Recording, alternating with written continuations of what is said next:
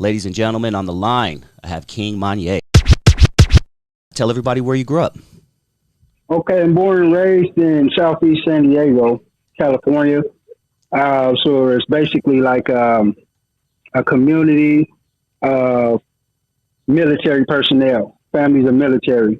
And so from the outsider looking in, it looks like a nice city, place where people go and retire. And so, but within that community, you'll run across some urban communities like the Southeast. And I'm from the Southeast, over in like Lemon Grove area. And so originally I was raised by my uncle and my auntie. They took me in. I was abandoned on my grandmother's doorstep at the age of 3. Oh, wow. And so they took me in, took care of me as their own, you know, and he's ex-gang member himself. So I was raised pretty strict, pretty stern, but he turned Christian. And so I was raised in a strict upbringing, you know, but in not a super, super bad area, but in a ghetto community, but with strict upbringing. I couldn't do what the other kids could do, so to speak. Do you know what the story is behind you being left on the front step? Yeah. So that, my mother was involved with a lot of things. My mother and my father is gangsters. They live a whole different type of lifestyle, you know, and so the gang lifestyle was something that is heavily in my family. My mother was involved with drug trafficking, and so out of fear for our safety, the story that's told to me is that she placed us on my grandmother's doorstep so that she had some people looking after her, and so she did that out of our safety so that we wouldn't get caught up in her madness. What was Southeast San Diego like back then? Southeast San Diego, growing up in the 90s, I would say, it's a blood community. It's a predominantly blood city, all bloods. And so everywhere, everybody is wearing red, and everybody is affiliated with the Bloods in some way. My family, however, like my father and my mother, they're all Crips. My household, my uncle, he's a former Crip. And so it was very strict in the sense that they moved to that area and raised us with the intent to deter us from becoming and joining the Crips, and never even consider that we would even think about joining or becoming the Bloods, because that just wasn't in our family culture at that time, you know. And so growing up in the streets that I grew up, it was predominantly the PlRUs, the Bloods, and there was a lot of drugs, you know, crack. But I was sheltered from that. I had to go to it, honestly. I had to go down to it because, like I said, I had a strict upbringing. You know, I had to be in the house before the lights came on and stuff like that, you know. Being that you had such a strict upbringing, what do you think led you to the street? For me, it was the excitement. For me, I was always trying to find out who I was, and in that process, I always found excitement by taking risks. You know, I was a big risk taker. I like when people looked at me with admiration because I was down to do it. You know, something that everybody maybe had a little bit scared, or they may have been a little reserved or cautious. I was quick to do because of how they would perceive me. You know what I'm saying? So like stealing. So it starts out with stealing. Go in there, see who could steal a bottle. Well, most people was raised don't steal, but you know what I'm saying? We trying to prove we got heart. So we'd go in there and steal a bottle. Well, I would come out with maybe like 2 or 3 bottles, you know, and so it was always trying to go above and beyond, seeking that excitement, really trying to figure out and discover who I was. And how old were you when you decided to join a gang? Well, it was always around, like I say, it was always around, I would say it became official maybe when I was like 19. And I say that because that was officially when I really started claiming, I would say, or banging. That was when I felt it was official. Before then, I was just a wannabe, and so I had hung with, and the guys knew me and stuff, but I never had really considered myself part of the game. Let's talk about your journey through the system. Did you do juvie time? Yeah, a little bit. So, okay, I got locked up at my first time locked up. I was 13, I believe, and I got locked up at 13 for possession of a knife on school campus. I had got locked up. I was going to a continuation school out in Santee, kind of like a racist area. And I had, like I said, I was always getting in trouble. I always had a smart mouth, always clowning in class. So I had detention one day. I had detention, and I must have told the teacher, this is the last time you're going to put me in detention. I ain't going to be doing this no more. And so I said that just, no threats intended, just saying that just as I'm walking out the door. She must have took it as a threat and notified the authorities. And so the next day when I come to school, they searched me. And at that time, I already used to have knives and stuff like that on me, just carrying it. That was just part of my dress up. And so I had a knife on me, and that was a crime, possession of a knife on school campus. That, along with what she told them. So I was locked up in juvenile hall for possession of a knife. I didn't do too long, but one day is too much. But I think maybe 3 months at the most. So I get out of there. I get out of juvenile hall. When I get out of juvenile hall, I feel like, I'm hardcore. I get out of juvenile hall, and that's when I kind of turned up a notch because I felt like nobody couldn't tell me nothing. I didn't want to listen to my uncle and auntie's rules. And so I ran away again for the second time. But this time when I ran away, this is when I committed the crime that I talk about on my channel about Wild and Dangerous, those stories, Wild and Dangerous. Yeah. That's when that all happened. All that happens about right after I got out of juvenile hall. So I go on the run. Well, I run away from home, and I go out there and just hanging with some of my homeboys, and I committed the carjacking I talked about in there. I was finally arrested for that. When I was arrested for that, I ended up being sentenced to 13 years in CYA, which I ended up serving 4 years. And so I ended up getting out of YA when I was 19. And that's why I say I really started banging after 19, because that's when I really became official and started pushing like that. And so during that whole time, I was considered, when I was in YA, I was considered non-affiliate. I still had homies and stuff, people who knew me, but I always would say, I ain't from there. But I fought with the rest of them guys too, because people thought I was from wherever, but that wasn't the case at that time. And so I get out of YA at 19, and just, off and on violations, still on CYA parole. I think I finally got off of CYA parole in 2012 at the age of 25. Damn. And so my whole childhood was gone to incarceration off and on. And I say that it just sounds like one little simple story, but those events within that time frame shaped and changed my life. It changed me, molded my beliefs, especially that whole YA time. It was pretty much the most devastating experience of my life to this day. You did time at Fred's place, Fred C. Nellis in Whittier, which has since been shut down and turned into multi-million-dollar homes. I just did an interview there about 3 months ago, dude, and you would be shocked, homie, how it looks now. I mean, we're talking multi-million-dollar homes, white people walking down the street with little dogs and lattes and shit. Yeah. And just 20 years ago, this was a very big institution. Now, explain you said it was the most devastating time of your life. Talk to me about your experience in CYA. All right, man. Yeah, I say that, and I say that because, like I say, I was a curious kid, curious teen. I was hard, compared to my area. You know, I was hard. I was a badass or whatever. I did what I did, but I wasn't at the level that some of these kids were.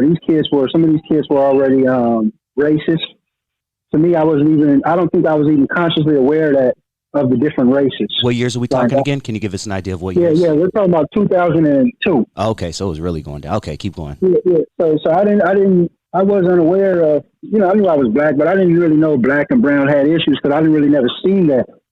I never really seen it. And if I wasn't conscious of it, man. I hung with Mexicans. I was, you know, and so what I mean by devastating in that sense, it was devastating in the sense that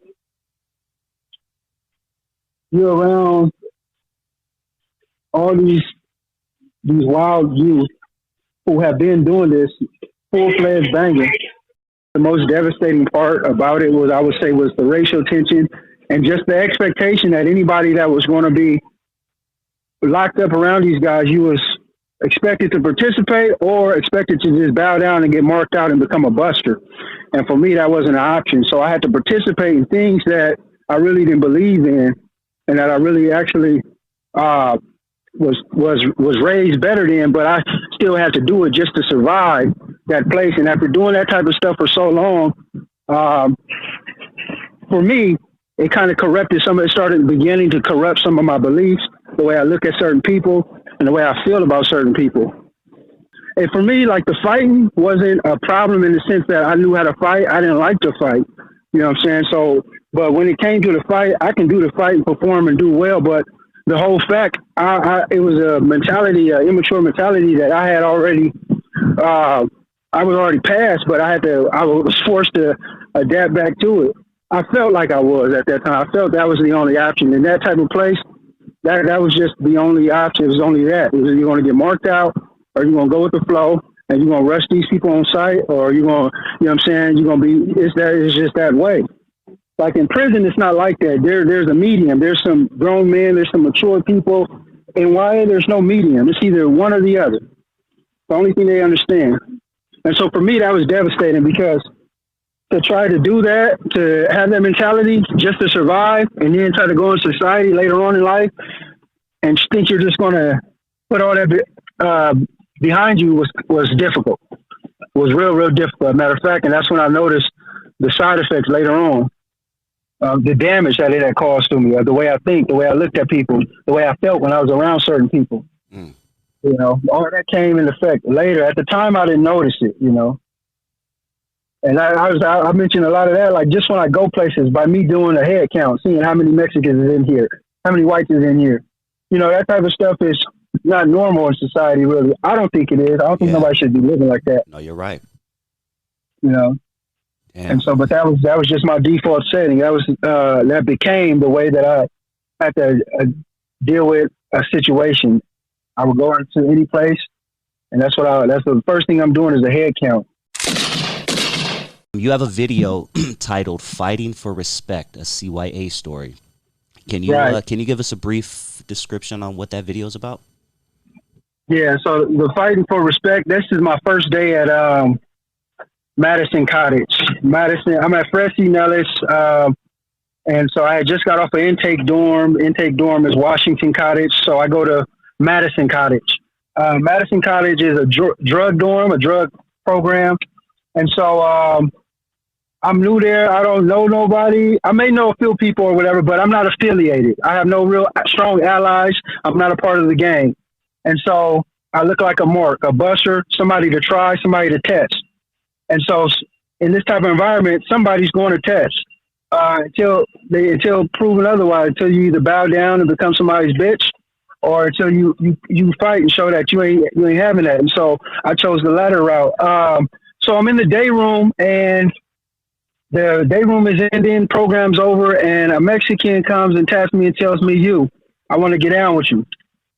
You know, and I heard about these stories. I heard about, you know, what to do in this case. And so that's what I did. I got ready. We got to go to the boxing ring. They call it a ring in the day room. What that is basically just nothing but space and opportunity. And you guys go over there, square off and fight. Now, even at this time, I wasn't really conscious of the racism. So I don't know why he's calling me out. I don't know, but I know that this happens occasionally, and I heard about it. So it's my turn. I got to go fight. So I go over there in the ring, and I'm fighting him, and I'm beating him up. Well, I'm getting the best of him. I'm hitting him. He's not hitting me.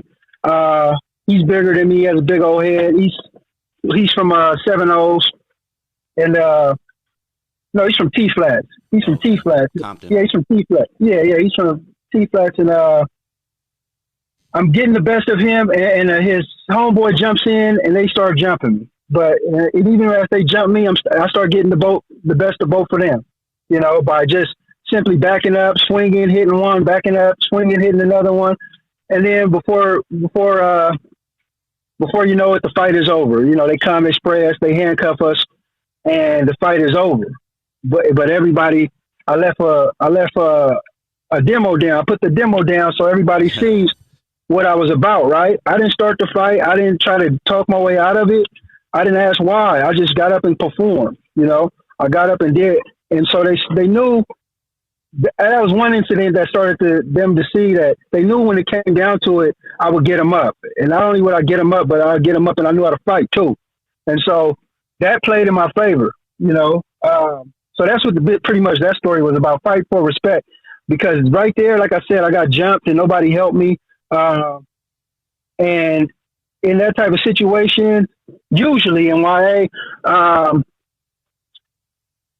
they're not supposed to. I may be wrong, but I believe they're not supposed to let you get jumped, man. The rules used to be like in YA. Like I said, it wasn't real. It was racial, but it wasn't. It was more so gang related. And at that time, the Fred C. Nellis, you had to be a part of some gang. Your homeboys would jump with you. But the rule was this: if you was fighting another race and you hit the ground, well, they had to let you get up, because if they didn't and they was to hit you on the ground, that would be disrespecting the whole race. And so then a riot would pop off, but it never got to that point. It was just, I was getting jumped, but still, I think they was usually supposed to jump up. Somebody's supposed to help me, right? Some of the brothers, somebody's supposed to help. But maybe nobody felt entitled to it, seeing that I was a non-affiliate. I wasn't banging at that time. And so they let me do that. But when I came back, I did address it to a dude by the name of Duce. So I addressed him and asked him, why, what was that about? He told me, we don't know you, nobody know you like that, but we see what you're about, and that's how you earn your respect around here. And from here on out, we ain't gonna let that happen. And so that was me. That was the beginning of me fighting for respect in CYA. All right, so you get caught up in the meth. The game goes all wrong for you, and you end up getting locked up. You said for assault. Yeah, but no, this is later on. Yeah, I get locked up for assault. So the assault was, man, that's a whole nother story, man. That's chronological order. Yeah, rewind it if I'm getting too ahead of myself. What got you locked back up after you were in the streets? Yeah, no, we'll go to the incident. So we'll go to 2015. 2015, where running the streets, meaning off of drugs. Off of drugs, but still half-ass pimping, basically boyfriend pimping. And I have mental illnesses. My mental health is out of control at this time, to the point where I'm delusional, hearing things and seeing things. And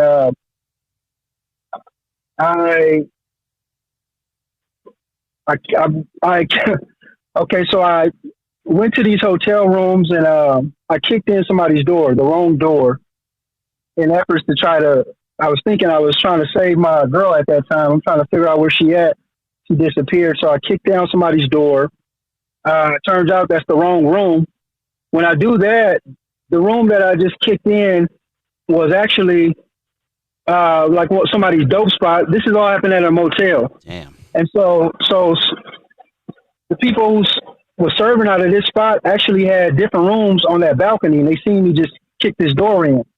So when I'm inside the room, rummaging through the room, I come out and I got a whole goon squad outside. And this is a story I haven't told yet, because I haven't got to this. This is like the climax of all the stories that I'm gonna tell, right? This one was pretty big. And so the goon squad, they got a whole bunch of dudes outside that just seen me kick down their homegirl's door, right? And so they outside with mops and broom handles and sticks, and they like ready to whoop my ass, right?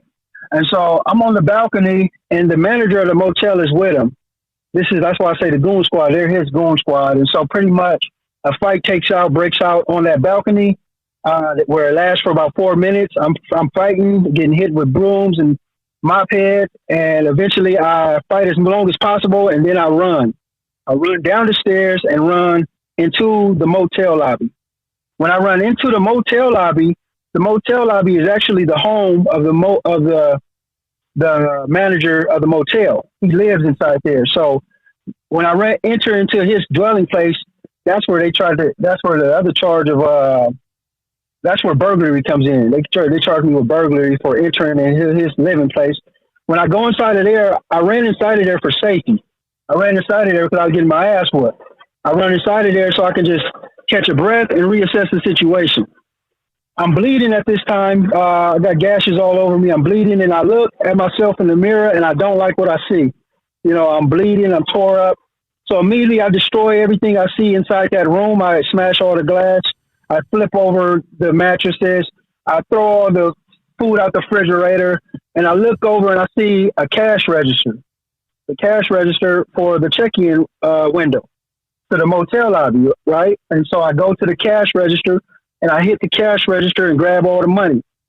I'm bleeding all over the place. I got, blood dripping everywhere. I got money flying all over the place, money stuffed in my pockets, money stuffed everywhere, money in my shoes, money in my ass, money on the ground. I see an Aquafina water dispenser, and I flip that over, big old 5-gallon. I put water all over the floor. I'm mentally preparing for battle. Worst come to worst, anybody come in this place, they're going to slip and bust their head.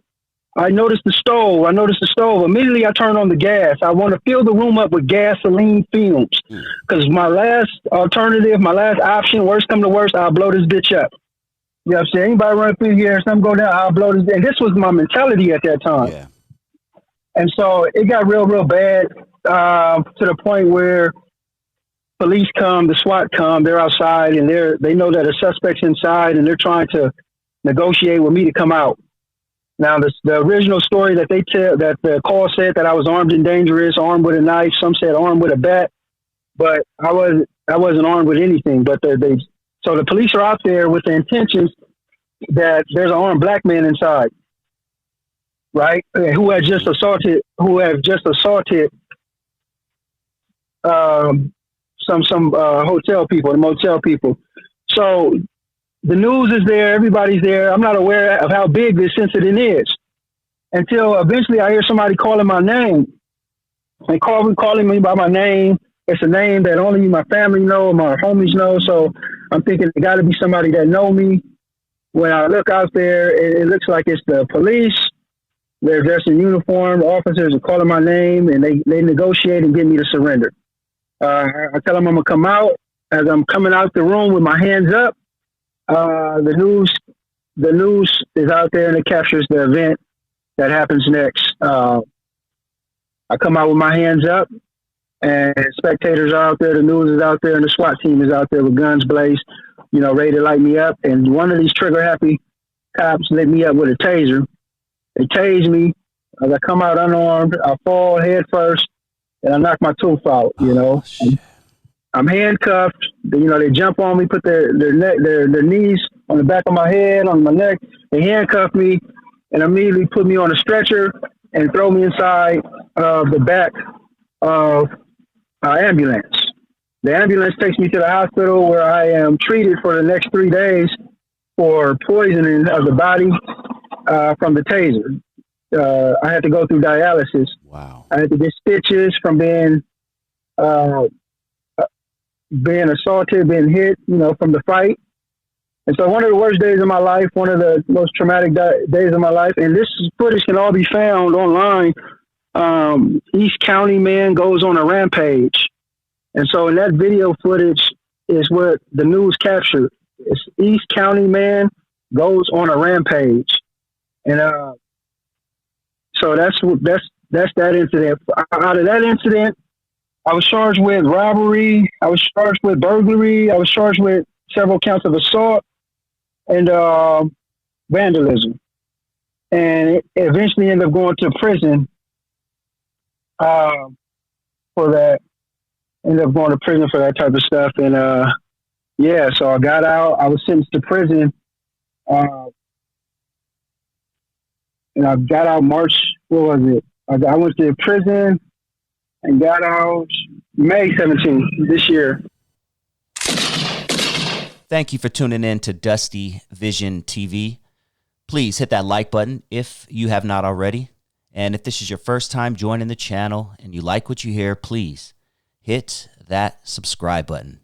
And if you enjoyed this video, you just might appreciate this bonus clip I'm about to play for you right now.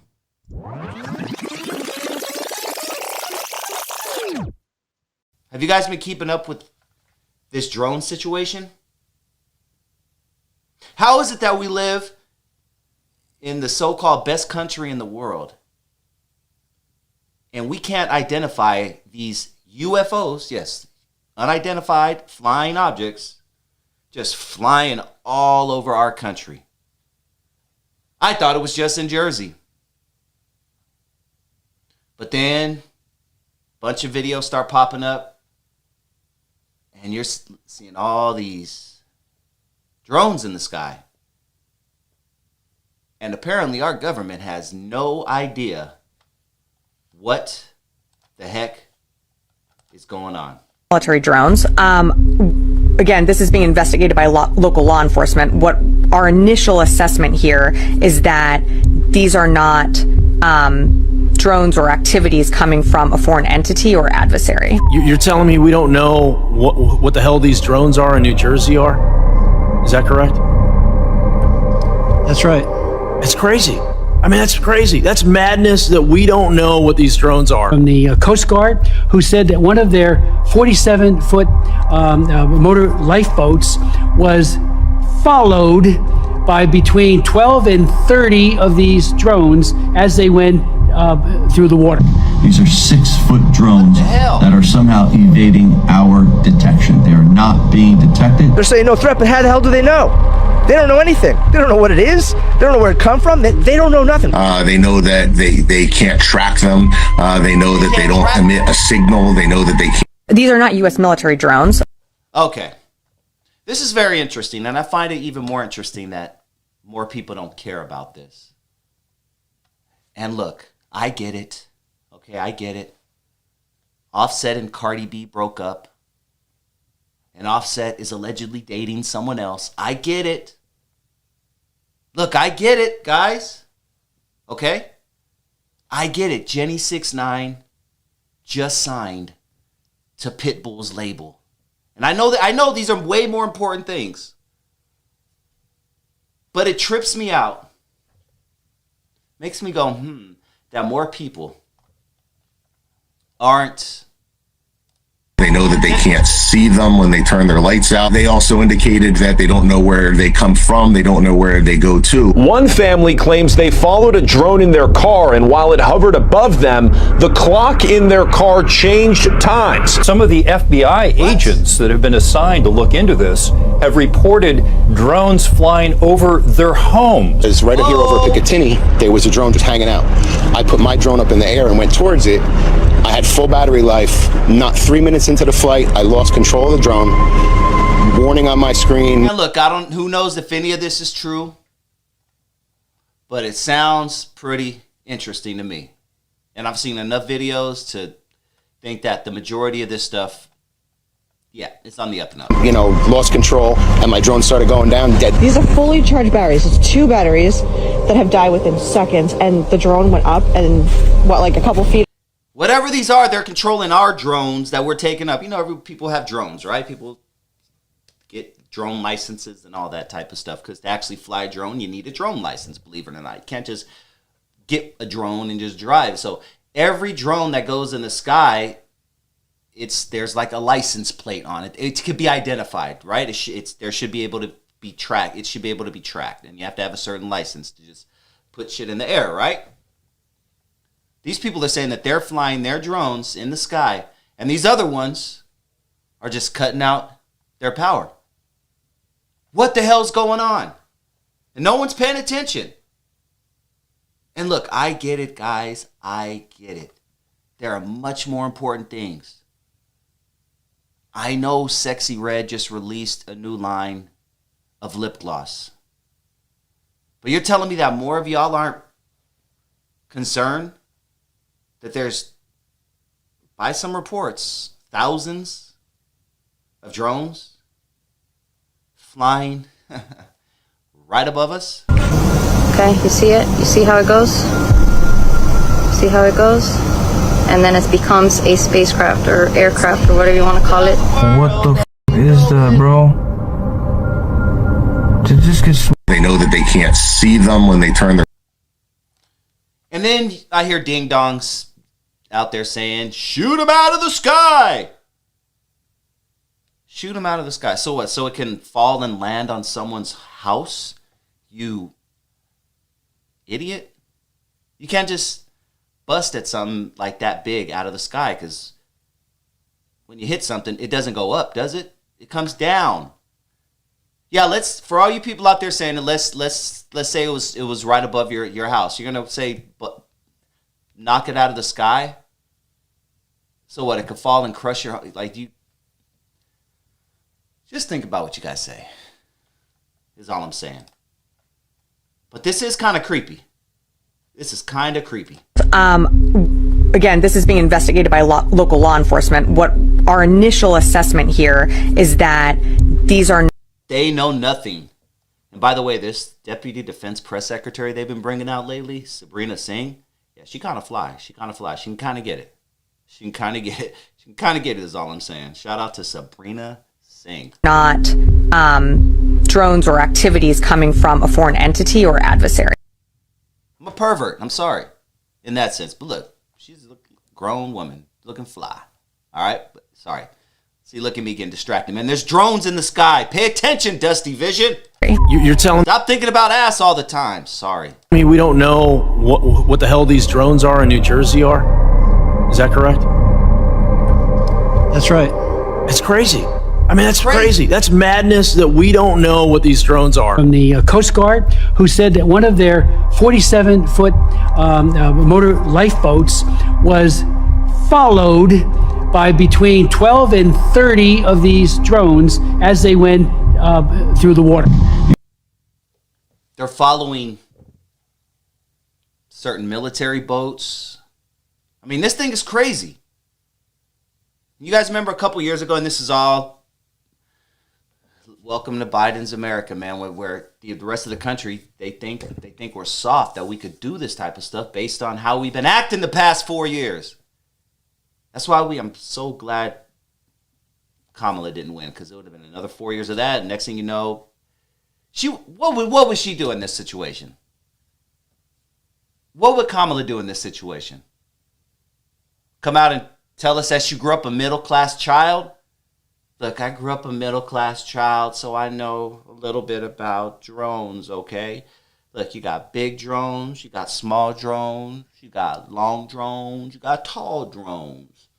Ooh, tall drone. Oh, what would she do in this situation?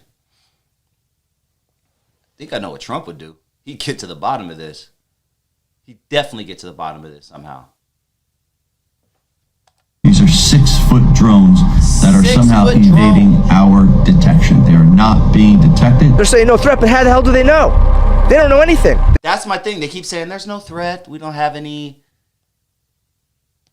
evidence that there's any threat. Dog, there's unidentified flying objects floating about, and you don't know where they are coming from. How are you going to tell? But do you know the thing is, what I feel like is they know what's up. They know, first of all, they know everything. But they don't want to scare us. They don't want to cause mass hysteria. That's what I told my wife when we were listening to this. They know way more than they're telling us. They just don't want to cause mass hysteria. Pandemonium. They don't know what it is. They don't know where it come from. They don't know nothing. They know that they can't track them. They know that they don't emit a signal. They know that they can't. These are not U.S. military. their lights out. They also indicated that they don't know where they come from. They don't know where they go to. One family claims they followed a drone in their car, and while it hovered above them, the clock in their car changed times. That's creepy. Some of the FBI agents that have been assigned to look into this have reported drones flying over their homes. It's right here over at Picatinny, there was a drone just hanging out. I put my drone up in the air and went towards it. I had full battery life. Not 3 minutes into the flight, I lost control of the drone. Warning on my screen, you know, lost control, and my drone started going down dead. These are fully charged batteries. It's 2 batteries that have died within seconds, and the drone went up and, like a couple feet off the table, and then came right back down. Okay, you see it? You see how it goes? See how it goes?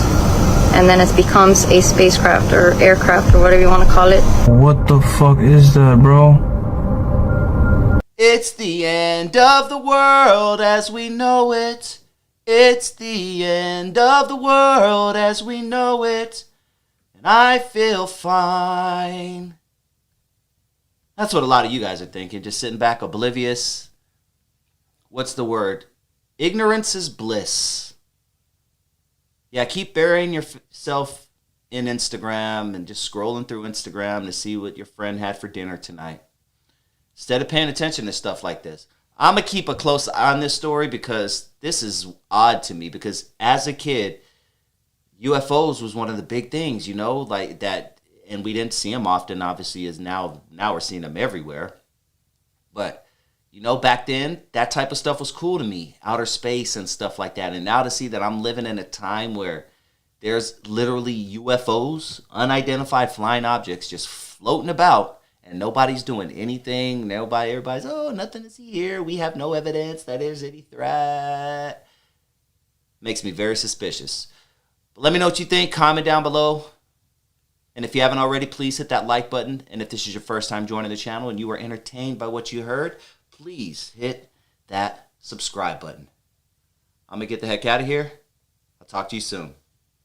Peace. The Iron Claw, the movie of Von Erich. Yeah, I just watched that.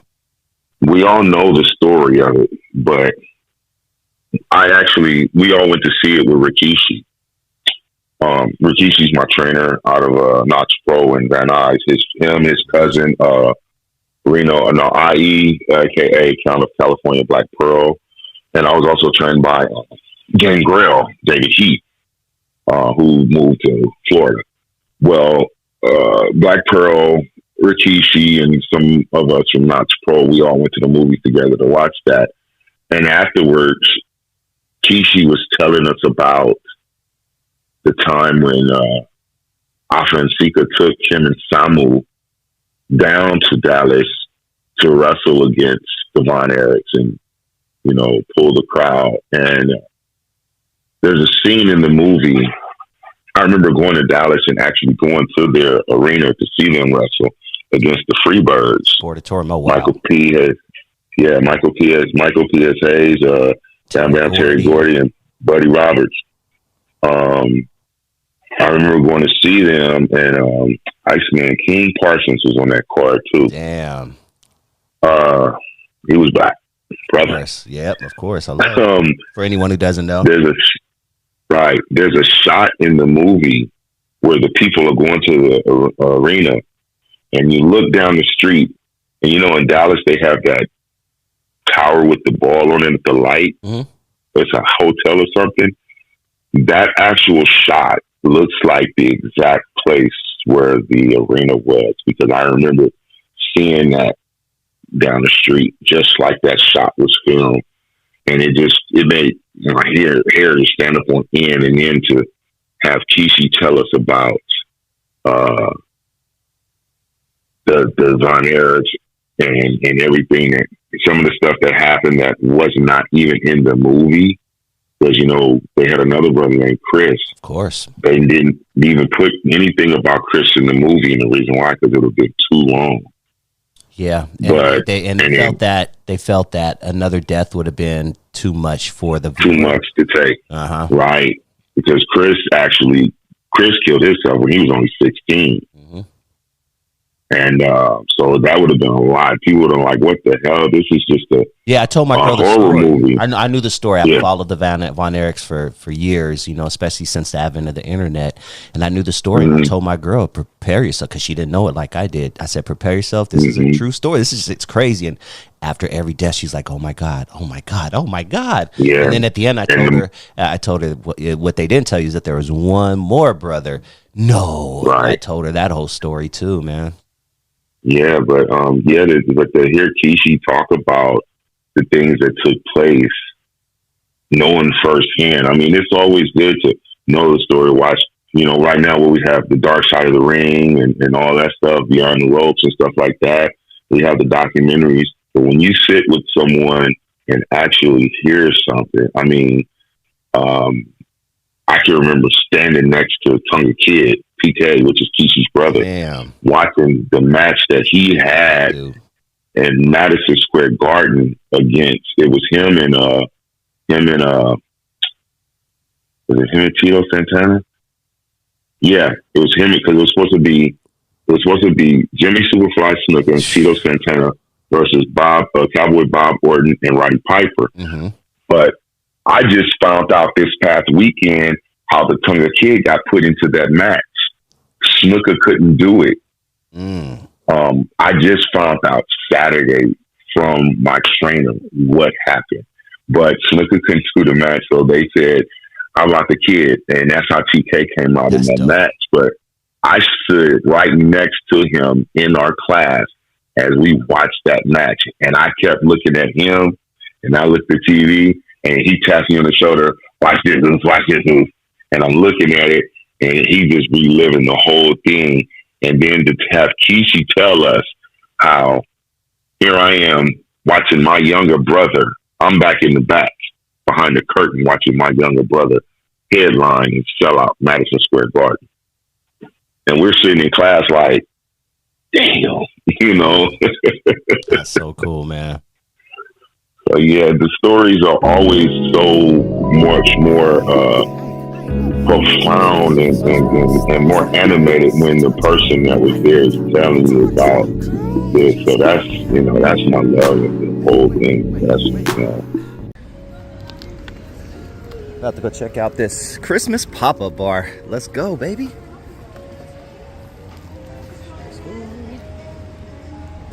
Oh, man. Oh, look at that. That's cool. Alright. Nothing says the holiday spirit better than getting drunk at a bar. So let's go, baby.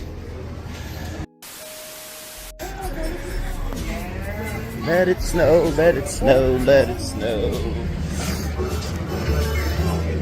It's frightful, and the smiles are so delightful. Let it snow, let it snow, let it snow.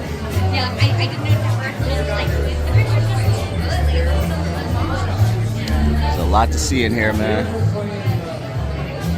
Might have to pop a couple shrooms and come check this place out. It's one of those vibes, you know? It's pretty dope, man. Pretty dope. Good night.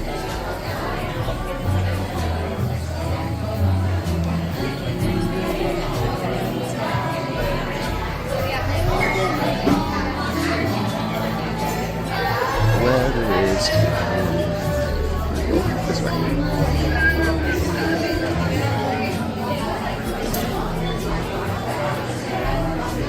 Let it snow, let it snow, let it snow. Alright, stepped outside to take a little puff break. I'm digging this place, man. If you guys are in Long Beach during the holidays, they do this every year. Last year I came, but the line was wrapped around the corner, so I was like, nah, can't do that. But this year, no line. We pulled up, and it's a cool little spot, man. I love the holidays. I love things like this. Long Beach, California. I have a lot of memories of this place, actually, this area. I used to promote in a club that was right here. This club with the black covering right here used to be called the Blue Cafe. in Long Beach. If you know, you know. And I promoted here for years. I promoted live music, mainly hip-hop, some rock, but mainly hip-hop. Right in there, man. So I have a lot of fond memories of this place.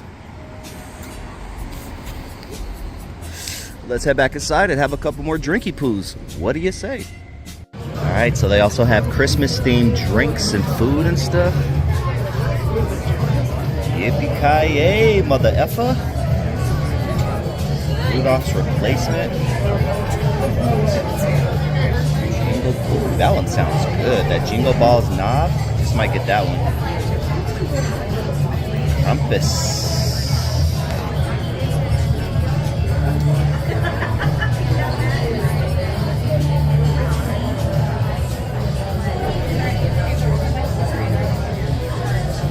Which one sounds good so far, huh? Snowball Old Fashioned. Nice. Stocking stuffer.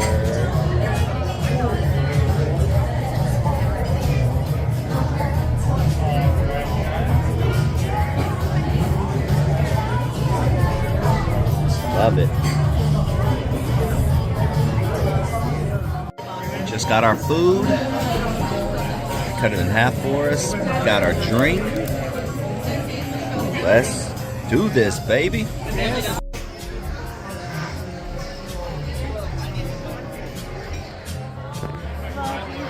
For a sleigh ride together with you. Cheers.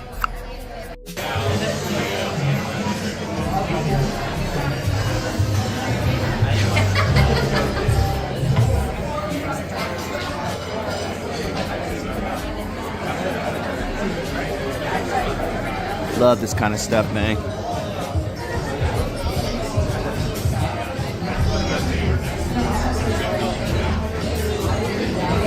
Classic movie right there, National Lampoons. I gotta watch it every year, at least once a year. Elf, classic.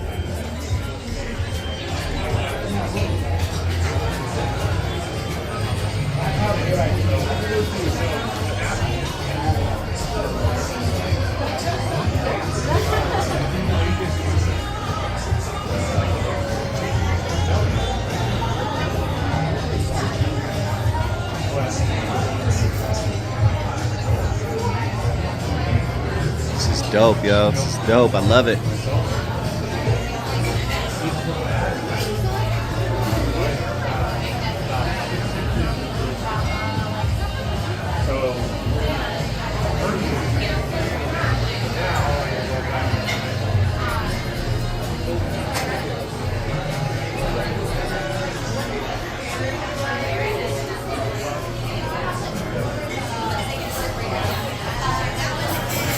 What's your favorite Christmas movie? Comment down below. Favorite Christmas movie? Mine has to be Friday After Next. National Lampoons will be a close second. Home Alone will be up there. I love Home Alone. Home Alone movie is crazy, yo. Gotta watch all of those at least once a year during this time of year.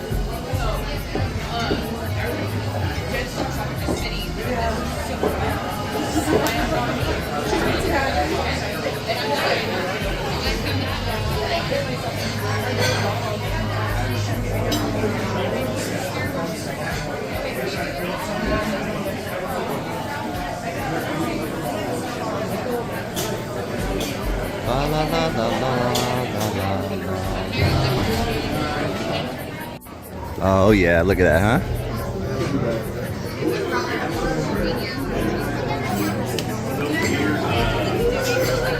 Perfect. Look at this place.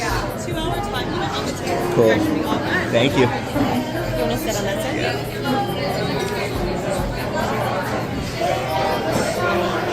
This place, huh?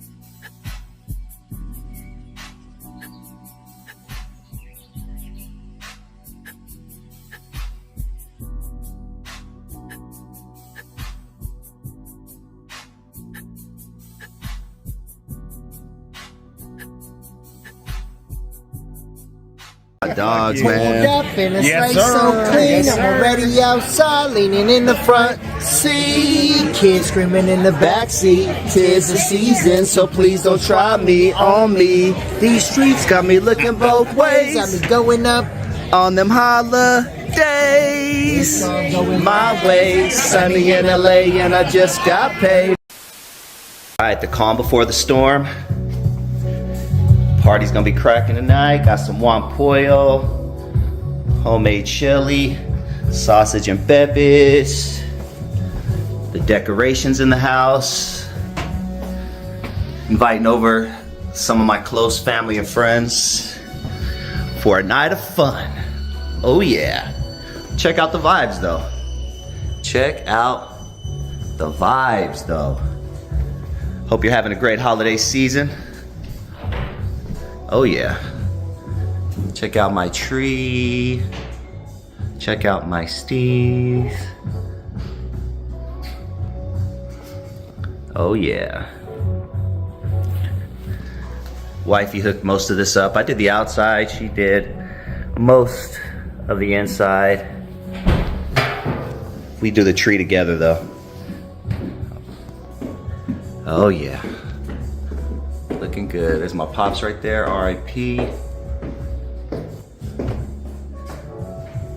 Let it snow, let it snow, let it snow. All right, and just like that,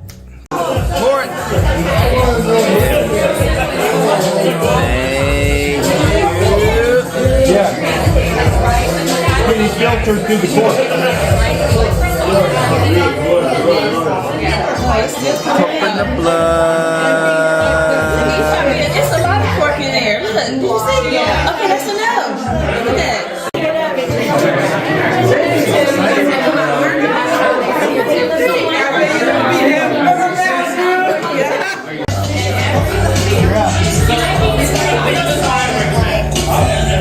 My family right here, baby.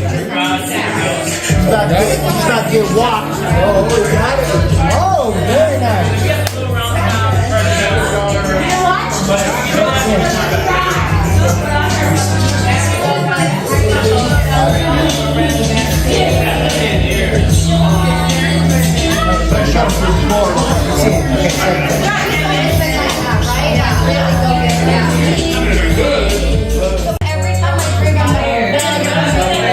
Get it, Deb, get it, Deb,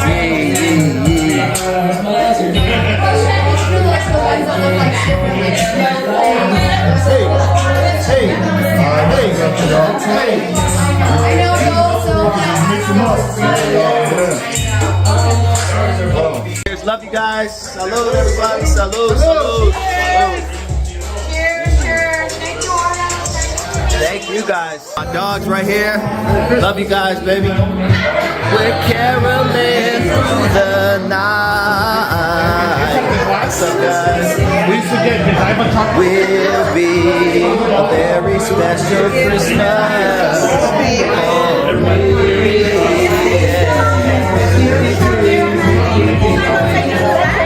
My peoples, man. My peoples in the building.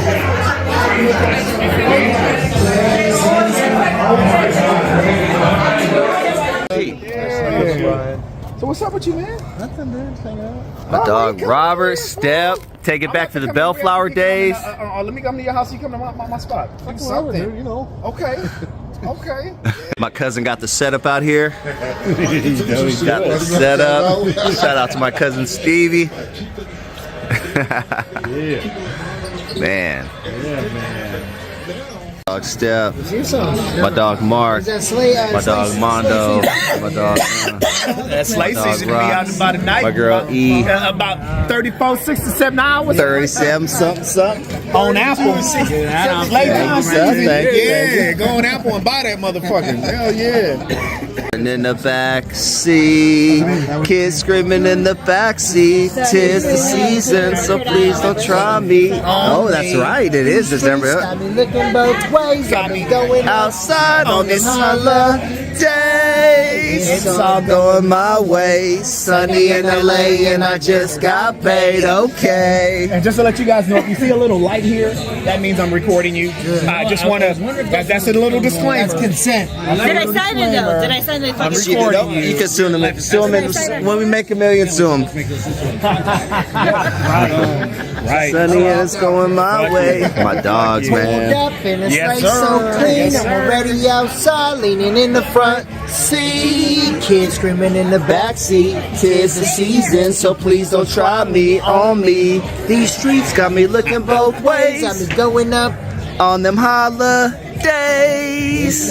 My way, sunny in LA, and I just got paid. You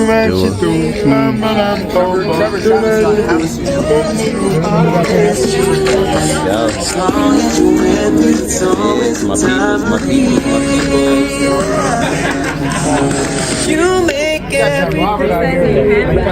Love it, love it, love it, love it, love it.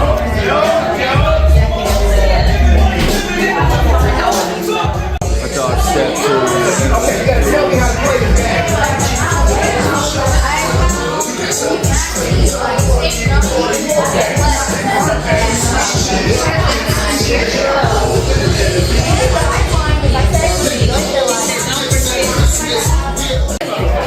Familia.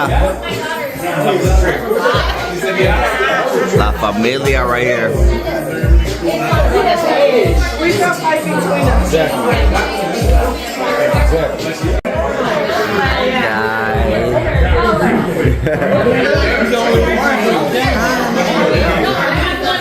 What's up, dude?